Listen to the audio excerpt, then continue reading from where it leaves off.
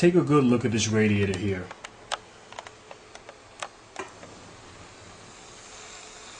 And the heat is on. As you can hear it actually running pretty well. Now, as you can see, this is a very, very old, rare, antique radiator. Very thick sections. As a matter of fact, the sections are so close in between that you can't even get your pinky finger in between both of the sections. That's how thick they are. Very old radiator. This is rare, almost antique. It's not very tall. It's very short, kind of like a short, fat little radiator. But it kicks off a shitload of heat. It's probably about maybe 1.5 feet in height, but it is very wide. It is deep in it's deep in diameter from wall to one end. From here to here is approximately about 12.5 to damn near 13 inches in width. So that tells you you're dealing with a pretty wide radiator. You see its rear design and build. You see how it has fins in between its sections, which allows it to kick off massive or distribute massive amounts of heat. And you're probably getting equivalent to what a couple of radiators will give you in a smaller size with this one radiator. This thing is heavy as hell, for the record. Getting it on this platform, the first time I lifted it on here, it took 2 people, me and one of my homeboys, to actually lift it on the stand. The second time, I don't know how the hell I managed to do it, but I managed to lift it by myself. And this was many years ago, and I wasn't big like I am now or whatever. So some might say, oh, you're a big guy, so you can lift this with no problem. No, I was a skinny dude at that time, and it took me a lot of hee-hawing to do this. Now, I've bought this radiator and I refurbished it. I bought it at a plumbing supply store, and I got it for a very cheap price. When I first purchased it, it was a rust bucket. But I seen its potential. Most people will look at something like this, or look at it when it was first, or when I first seen it, and said, I don't want nothing to do with no rust bucket, no dingy looking ass radiator like that. But I'm a different type of cat. I like rare antique stuff. I don't like to have the typical same average stuff that everybody has in their house. It's not that often you're gonna go into somebody's home and see them with a radiator like this in here. Not even that many people really care about what kind of radiator you have, but me, this is just one of my pet peeves. These are one of the things I like to have that are nice, are good quality radiators. I don't really care for having the same stuff of what everyone else has. So I usually go after rare antique stuff with a rare design, and this is one of them. And you might see these in some museums or in some churches or areas where they're heating up massive areas, and these are usually about 8 feet long. I just happen to get lucky and find a smaller version of it. Now, the reason why I'm doing this video, when I first purchased this radiator, it only had 2 openings. The opening that you see in here with the cutoff valve going inside, this wasn't even there. This was a plug that was in here. And what I pretty much had to do was cut out my plug and put my 2.5 inch bushing along with the cutoff valve. So pretty much when I first purchased this radiator, it had only 2 openings. Up here, and what you can see is currently plugged, and down here. Don't get it fooled, because there's an air valve on here and you can actually hear it working well. But this air vent wasn't even here, or the opening wasn't even available when I first purchased the radiator. It was pretty much a plug inside of there, and I managed to twist it out with a pair of vice grips or pliers.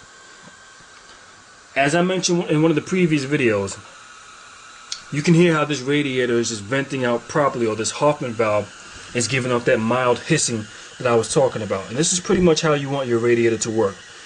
Now, the reason why I'm doing this video, because I notice a lot of people when they purchase radiators, they don't know how to correctly install them. So what pretty much winds up happening is people wind up doing stuff, or in certain cases you can wind up cheating yourself out of heat. Now, I'm going to give you some quick tips on how you can install a radiator most efficiently on any type of heating system. 2-pipe steam, 1-pipe steam, hot water systems, open systems or closed systems, and this is currently an open system. So let me get right into it. When I first purchased the radiator, it only had this plug here, no air vent was here, and this here was plugged. This is not the original plug from when I first bought it. I removed it because I wanted to do some testing on hot water as well as steam to see exactly what the capabilities and the integrity of the radiator was. I think I bought it for like $140, which is really a steal for a radiator like this, and I was going to jump right on it. And I bought this maybe, what, almost 10 years ago, so I had it for a little while now. Now, from what you can hear, my radiator is currently heating up, and the fins are not completely hot, even though they're hot as hell. But the one thing that I go for whenever I have a radiator installation is I want a sufficient heating. When I say sufficient, I want heat from, and currently it starts from the bottom and works its way to the top. So I like all of these sections to be equivalent or damn near close to the same temperature, so I can get the best distribution of heat that I can get out of the radiator. How do you accomplish this? Now, one problem that I see a lot of people doing when they go to plumbing supply stores and they purchase a radiator, and they'll say, how do I install this radiator if I want to do it myself? And the plumber or the guy in the plumbing supply store or the hardware store will tell you, well, what you want to do if you have a one-pipe system, and let's just say with a one-pipe system for now. If you got a one-pipe system, what you pretty much want to do is get a bushing, because the radiators don't come with a plug. That's only if you're buying a brand new radiator. So if you're buying a brand new radiator, and we're going to run with that for a second, they're going to tell you 9 times out of 10, buy a bushing, 1.25 inches or 1.5 inches, whatever the size of the opening is for that radiator, buy a bushing of 1.25 inches by 1/8 of an inch. And what you basically do is install your air valve up here, or you take the little screw out on the top of the radiator and you put your air vent in there for a one-pipe steam heating system. That is a very, very bad connection. That installation, basically, you're not in any danger of having a leak or the radiator exploding on you, but what pretty much happens is you're shorting yourself of heat. Take a good look at how this radiator is assembled. This is how radiators were made a long time ago, and this is an American-made radiator. America no longer makes radiators from what I understand, but I believe Canada makes a radiator very similar to this. It's not an exact replica, but Canada makes something very close to it. But there's only one style of radiators like this, and American made them. Now the reason why I say that, take a look at the way this radiator was constructed, and even newer imported radiators are still constructed with the same setup. When you take a look at this slot for the air valve, what do you see? What is the common denominator here? The common denominator is the air vent is at the lowest portion of the radiator. There was a reason why they assembled it like that. There was a reason why they constructed the radiator like that years ago, because they knew whoever did it, or steam fitters that designed radiators, knew pretty much the flow of steam and how it travels. So pretty much what happens is, if you put an air vent on the top of the radiator here, what you have is heat coming in at a diagonal position. So you have maybe the first couple of sections that might be heated at full sufficiency, but then the rest of them are still lacking their fullest potential on what the radiator can truly be distributing. So you wind up having insufficient heat. In a lot of cases, people wonder why they're still cold, and that could be one of the very same reasons why you're cold. Now I get at certain occasions you have to make or improvise in certain situations, like me in one of my jobs or one of the apartments that I was working in. I had no choice on a steam system but to take out the air vent, which was located down here, and put an elbow and put a hot water automatic air vent on there. And the reason that I did that is because the line was improperly pitched and I was getting water coming out of the line, so they would get water spewing out of the radiator. So I had to make an improvise just to get that radiator hot and to keep the leaks from going on until they actually corrected the situation. But we're not talking about improvising right now. We're talking about a perfectly balanced, perfectly pitched steam heating system. And this is a perfectly pitched, perfectly balanced steam system, or one-pipe system. So what you basically do, anytime that you buy a brand new radiator, it always comes with a screw right over here where the air vent is supposed to go. Normally I would recommend using Gordon's, or you can use one of the smaller Gordon's. I think it's a number 4 or number 5, which has the smallest opening, which will allow it to heat up sufficiently, but in certain cases that doesn't work. In this case, you see that I have a Hoffman on here. The reason why I have the Hoffman, again, because Hoffman gives the most sufficient venting on the radiator. This vent will not stop venting the radiator until all the air and all the cold or steam or moisture and vapors that are inside of this radiator have been successfully pushed out and out through the air vent, and all you have is a consistent flow of hot steam. Now when you listen to this air vent, it's not that loud. It's just a mild hissing like I described. You don't see any water leaking out of it, and I've had this vent on here for about over a year now. And you can see even where the opening is for the steam to to be released at, it's very clean, very shiny. I've never wiped it down, haven't polished it. You don't see any rust stains on it. That tells you that this is nice, clean, dry steam, and that this vent is working the way it's supposed to work. So whenever you buy a brand new radiator that you're connecting to a one-pipe steam heating system, there's a screw that goes in here. Now, normally can come out with a flathead screwdriver or with a pair of Allen key set. What you want to do is when you purchase that radiator is make sure that you remove that screw before you even test or hook up the radiator or run any type of liquids into that radiator. Because once you heat the radiator up, once you send steam through it, once you pump hot water inside of it, that plug that's in there is going to freeze up on you, and you're not going to be able to get that out unless you drill it out with a drill bit. And then that becomes very complicated and difficult if you've never done it before, and you can take a very big chance in actually destroying your radiator. So what I recommend, anytime you purchase the radiator, take it out immediately. And normally with an Allen key or a flathead screwdriver, it would just squeeze, it would twist right out without a problem. Now, if you're not exactly sure what you're going to do when you first purchase the radiator, in certain cases when I purchase radiators, I'm not sure exactly what system I'm going to set them up on. What I'll do is I'll take the plug out and I'll wrap it with Teflon tape and put it back in. The reason why I wrap it with Teflon tape is because Teflon tape creates a seal, or it makes a barrier between the metals. That way I never have to worry about it freezing together. So that way I can put it in there and I can run steam in there. I can run hot water, and I never have to worry about a problem taking that plug back out. Anytime I need to remove it, it's that simple to just twist it back out, and I can apply it on any system that I want. The same thing goes for this plug here.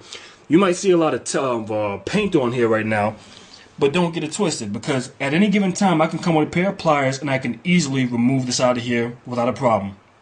I'm just choosing not to.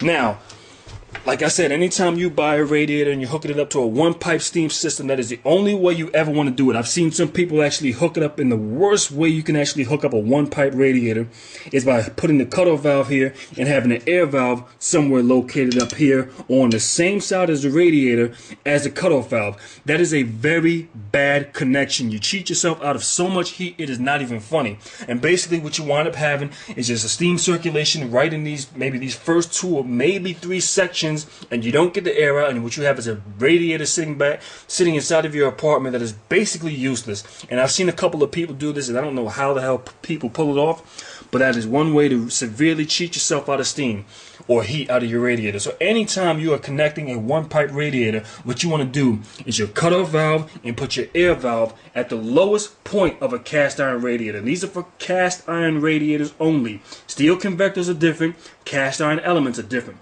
But whenever you're dealing with a cast iron radiator, especially if you're dealing with one that has a little height to it, you want to go from bottom and put your air vent at the lowest portion. If you're buying a brand new radiator, that's exactly what you want to do. You want to twist that screw out. If you're buying a refurbished radiator and it has a plug inside of it and you don't know how to get it out, there's ways you can drill it out with a drill bit and then re-tap the threads inside of it. That's something also that I do as well for a lot of my radiators that I've purchased and sold over the years.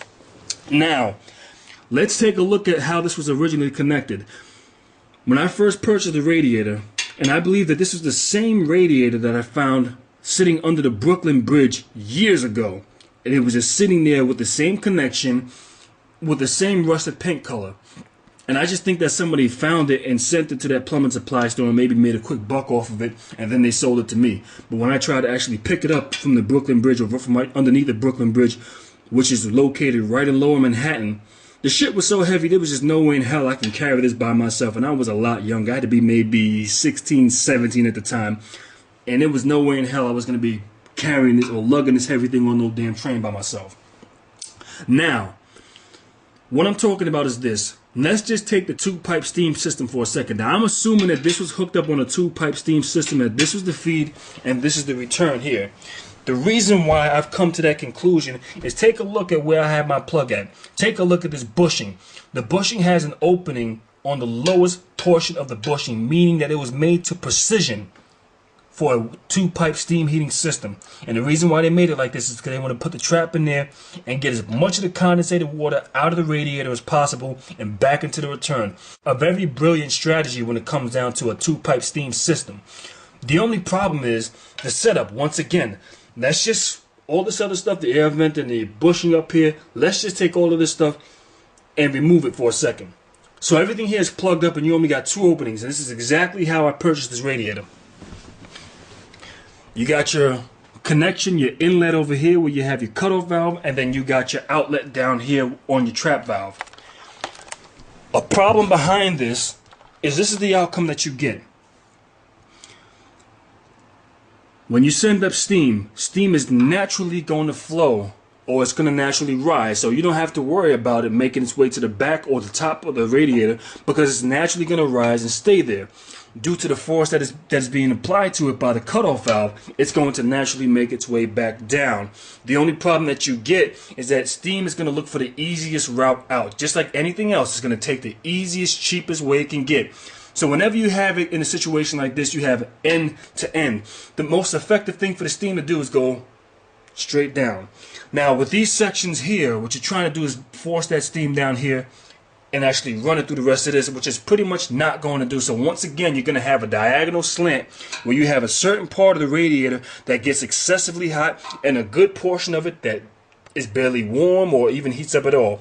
That is another bad connection. You cheat yourself out of heat in so many different ways, it's not funny.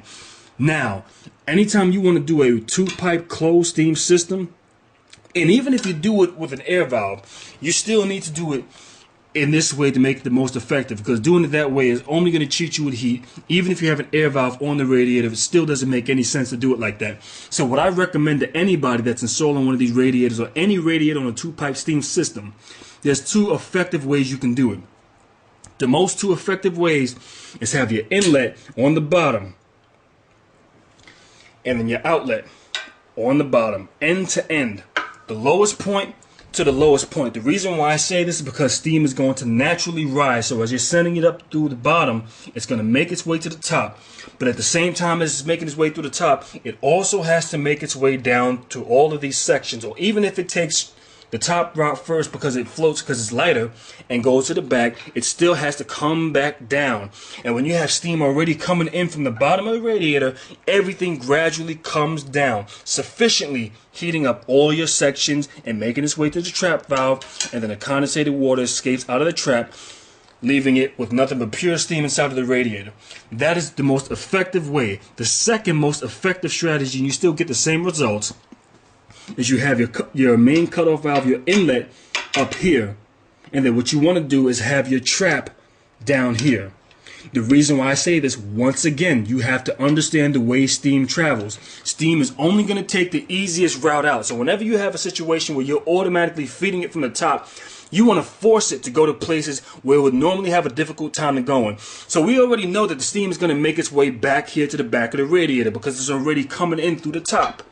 So it makes its way to the back, but it automatically has to go back down into the trap valve. So what you pretty much got is gradually, simultaneously, you have the sections heating up all at one time, the front and the back, gradually, simultaneously, and then making their way into the trap and back down into the return line, back into the boiler.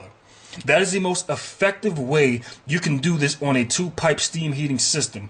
These are the only ways that they should ever be done. I see people do some very bad connections, and I don't understand why people do them, but people really need to understand what they're getting themselves into. You need to know what the flow of heat is, the flow of steam, and how it's going to work. Now, let's just scratch it out for a second. Let's talk about a hot water system, even though this is connected to a steam system. Let's just pretend this radiator is on a hot water system. The most effective way to do a hot water system, and I see people do some real bad connections, and what they'll pretty much do is they'll run their feed from the bottom and then they'll have it escape through the top on one end or end to end. Very bad connection. Once again, you're doing a diagonal effect. So you're not getting the heat all the way over here where it needs to go, because heat's going to rise at the easiest point. And normally when you're first coming in, especially if that's a very long radiator, you're going to have a hard time heating that up. Now if it's not that long, you might not have that much of a problem and you still might get the same heat, but you will have a better chance of getting much better heat if you run it like this. What you pretty much do is you have your connection or your feed up here. You have your automatic air vent on this side with an elbow, and then you have your vent. And as long as your system is filled with water, you have your return at the bottom. So So that way, once again, you're forcing all the heat to come straight to the back and then gradually work its way back down, back into the return, and back down to the boiler. That's the way you want to do a hot water system. The next most effective way to do a hot water system, once again, very similar to an effective way of doing the two-pipe steam system, or exactly the same, the exact same principles, just minus the trap valves and minus the steam outlets. You want to run it end to end on the bottom connection. That is the most effective way to do any type of system, hot water or steam, two-pipe. The most effective way. I'll say it again. You want to run your inlet end, and you want it to escape to end. Pretty much what you do is you have your automatic hot water air vent at the top to bleed out any air or any gases that are sitting inside or trapped inside of the upper portion of the radiator, so your radiator can heat up sufficiently. These are the most effective ways that you can do this. So anytime I install a radiator, I make sure that the radiator has the most sufficient connection as possible. My radiator is running now to the maximum, and as you hear, the valve is quiet now. As I said it would do before, mild hissing and just a little mild venting just to keep the consistent steam flow or the consistent steam passing through all of these sections. So pretty much what we got going on here is you got all of these sections gradually heating up simultaneously at the same time. Everything is passing through each section by section, slowly, and then making its way to the back section and out through the air vent, keeping a nice consistent temperature. I can touch the bottom of the radiator, and the bottom of the radiator is just as hot as the top of the radiator. It might be a little cooler due to the fact that there's condensated water sitting in a certain portion of this, but it's damn near not even noticeable. But that's pretty much the way you want to run any type of heating system. Take a good look at this radiator. This is a perfect example of how to put in a radiator to have it work as efficiently as possible. I assembled this radiator myself. I configured it myself. It was once hooked up on a hot water system, but I configured it to the point where it can run on any type of system that I desire for it to run on. Take a look at how I have my connections. Alright, this is a cast iron element, and you can see that the air valve is located at the bottom, and I customly designed it like this. Now there's a slot right up top where I can screw in an air vent. Right over here, in which I plugged it up. There was a reason that I did that. You see, I tested the radiator on numerous different occasions with the air vent on top, and the same effect that I said or described what happened earlier in the video is the same thing that this did. So what did I do? Rather than getting half-assed heat out of the radiator, I decided to have the connection, the steam inlet, come directly in from the bottom, make its way to the top, and instead of going with the air vent up here or drilling a hole inside of this plug here, what I simply did was I decided to completely cut this plug out and install my elbow and put in my cutoff valve. Very effective strategy. Now I got equally distributed steam inside of the radiator. Very effective, no complaints. The radiator heats up 100% sufficiently, and this room that is heating stays hot as hell. This is how you want to install a radiator. Anytime I do stuff like this, I'll purposely configure it so it works to my best advantage. Because it's never going to be an important time where I get half-ass heat out of the radiator, because I've dealt with that enough times when I was younger, when I was too young to know anything of what I was doing. So like I said, I like to have a nice, consistent, equal flow. Every single section is consistently hot. There's no group of sections on this radiator that's hotter than another. This is pretty much how you want to have it installed. And this was once set up on a hot water system. Now they do make some of these, or they made some that had an air vent that was located toward the bottom. Unfortunately, I didn't get my hands on one of those, so I did what I had to do to make sure that this was going to run in my favor. So I decided to cut this plug out and install this nipple and install this air vent along with the elbow. The same thing with down here, which it didn't have, or no, it did have a bushing in here which had half-inch connections because it was on a hot water system. And basically what I did was I cut the bushings out on each end, and pretty much what I did was install my 1.25 inch nipple with my 1.25 inch by 1 inch elbow along with my 1 inch cutoff valve. And the radiator works efficiently, it works beautifully, it heats up the room significantly, and this is exactly how you're supposed to have a one-pipe radiator setup.